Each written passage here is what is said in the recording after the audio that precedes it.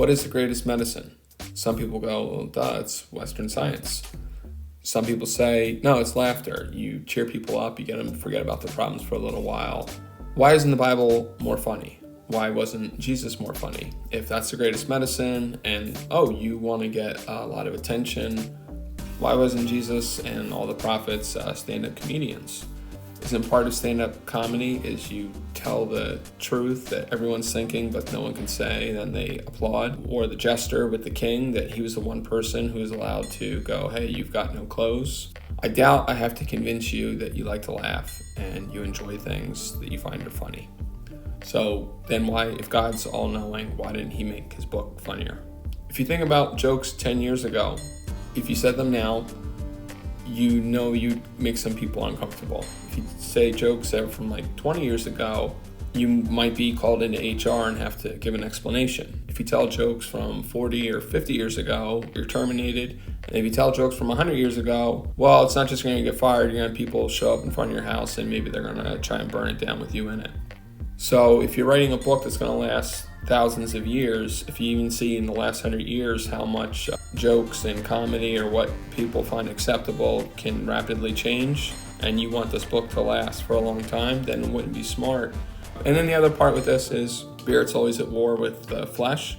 So the flesh and spirit are always at war, and jokes probably more feed people's flesh. And if you're setting them up for jokes, they just want more. When I'm binging, and I probably shouldn't be being more in my flesh, I'll watch like lots of prank videos. And I never go like, I'm satisfied. I want to watch one, then another, then another, and another.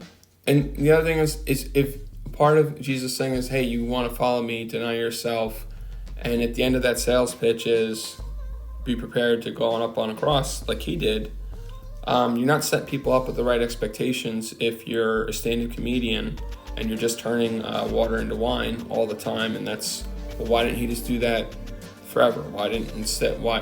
How do you go from turning water into wine to winding up on a cross?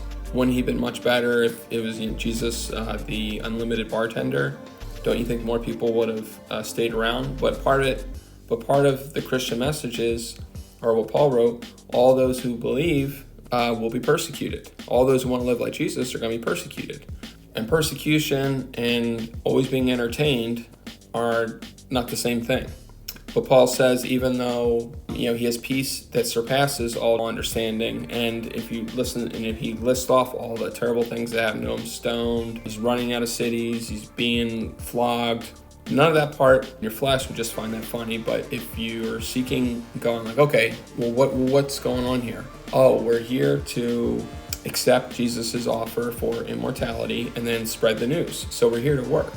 Now's not the time to be entertained and rewarded. That will come when Jesus comes back. But for right now, we should have a working mindset. You ever be telling jokes and then your boss comes by and you get like a little bit like, I should be busy. I should be, now, it's not really break time, or, break time just ended and we're walking back.